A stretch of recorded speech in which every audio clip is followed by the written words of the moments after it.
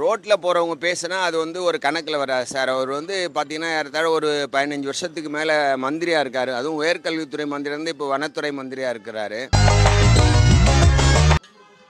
வைணவம் அப்படின்னு வரும்போது பார்த்திங்கன்னா அதுக்கு ஒரு அர்த்தம் கேட்டால் என்ன சொல்கிறது?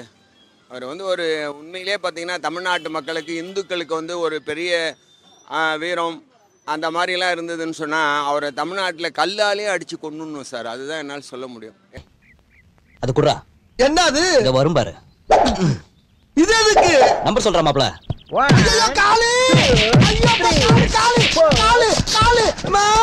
ஏன்னா வைஷ்ணவன்றது வேற, வைணவன்றது வேற. அதுக்கு வேற அர்த்தங்கள் இருக்கு. அதாவது கருணாநிதி சொல்லும்போது சொன்னீங்கன்னு பார்த்தீங்கன்னாக்கா ராமர் என்ன குடிக்காரனான்னு கேட்பாரு. அவர் கேட்டால் இந்துக்கள் என்றால் திருடன் சொல்லுவாரு. அந்த மாதிரி இவர் வந்துட்டு பேசியிருக்காருன்னு நினைக்கிறேன் பொன்முடி. ஆனா வெதை நான் போட்டது. உன்னை அடிப்பேன், உங்க ஒப்பனை அடிப்பேன் ராஸ்கல். எங்க அப்புறம் நீங்க எப்படி அடிக்கலாம்? ஏன்பா உன்னால தானே அடிக்கடிச்சது எனக்கு. என்னையே அடிச்சிட்டியா நீ? என்னடா சவுண்ட்? சத்தம் போட்ட இங்கனக்குள்ள வெட்டி போச்சு. அது மாதிரி பேசலாமா? ஒரு பப்ளிக்கில் மேடையில் அதுவும் பெண்கள் நிறைய பேர் இருக்கிறாங்க. படுத்துக்கிட்டு பண்றது வேற, நின்றுக்கிட்டு இது மாதிரி சொல்றதுக்கே வாய் கூச்சமா இருக்கு சார். என்னது லேடிஸ் மேட்டரா?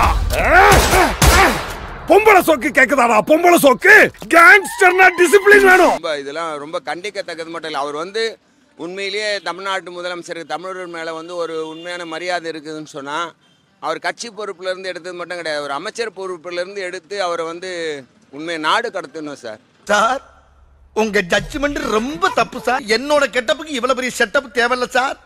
தூக்கி அவனை. ஐயோ ஆள் பல்கா வேற இருக்காரு. அதுதான் சார் அவருக்கு வந்து முதலமைச்சருக்கு வந்து உண்மையாகவே அந்த தமிழ்நாட்டு மக்கள் மீது தமிழன் தமிழன் சொல்கிறாரு. அவர் அந்த தமிழன்ன்றது உண்மையாக இருந்தால் அவர் அமைச்சர்கள்லேருந்து விடுவிக்கணும் சார். இல்லன்னா தூக்குல தொங்குடா. அப்பதான்டா நீ ரோசமானவன். அந்த நேரம் வந்து அவன் தொங்கிடுவான். நீ போய் உட்காரு. அவன் தொங்கத நான் பார்க்கணும்பா. பார் பார். அதாவது பெண்கள் பேருந்துல போறத போயிட்டு ஓசி பஸ்ன்னு சொல்றாரு. இவெல்லாம் ஒரு எப்படி இவெல்லாம் அமைச்சர் 2வது சட்டசபையில் கவர்னர் வந்து அந்த பட்ஜெட்டை படிக்கிறது வெளியே போறாரு. அப்போ வந்து யோ போயா அப்படின்றான். உடனேயோட ஒரு தட்டு தட்டி பச்சை மூடிட்டு போடா அப்படின்னு நீ விரட்டி இருந்தீங்கன்னா இன்னைக்குவே இந்த மாதிரி வளர்ந்து நின்றுப்பாளா? இவெல்லாம் எப்படி வந்து ஒரு பதவி பிரமாணம் எடுத்தான், எப்படி காப்பாது அந்த ரகசிய பிரமாணம் எப்படி எடுத்து எப்படி ஒரு மந்திரியா இருந்தான்? மந்திரியா கட்சியில் திமுக தகுதி இல்லாத பொன்முடி பல கோடி சம்பாதிச்சு இன்னைக்கு பல கல்லூரியில் கட்டி இன்னைக்கு பல கோடி அவனை வருமான வரித்துறை போட்டு இப்போ அவனுக்கு பதவி வந்து கோர்ட்டில் எடுத்துட்டாங்க. இருந்தால் ஜாமீனில் வந்திருக்கான். அவனை சுத்தமாக உள்ள இடி வந்து உள்ள அரெஸ்ட் பண்ணி போடணும். இதுதான் எங்களுடைய கோரிக்கை, பொதுமக்கள் கோரிக்கை. காட்டு மிராண்டி பிடிச்சி ஜெயில போடுங்க சார். அவன் பெண்களை இழிவா பேசுவான். 2வது இந்து மதத்தை வந்து கருணாநிதி இருக்கும்போது பிஜேபியோட கூட வச்சார் வாஜ்பாய் இருக்கும்போது. அப்போ பண்டாரம் பரதேசினி அப்போ சொன்னியா? இப்போ சொல்றியே? இன்னைக்கு டபுள் கேம் ஆடுறான். இந்த பொன்முடி வந்து இந்து மதத்தை வந்து எப்படி பேசலாம்? இந்து மக்கள் கோய் தேர்ந்தானா இருக்க மாட்டான். நீ க்ளோஸ்ல ஏம்பா சுடுகாட்டு சொல்லியாச்சா? சொல்லியாச்சுங்க சார். பாட ரெடியா? ஆச்சுங்க. சீக்கிரம். நீ கும்பமேளால 144 கோடி மக்கள்ல 82 கோடி பேர் குளிச்சுக்கலாம். இந்து மதம் இன்னைக்கு வளர்ந்து போயிருக்குது.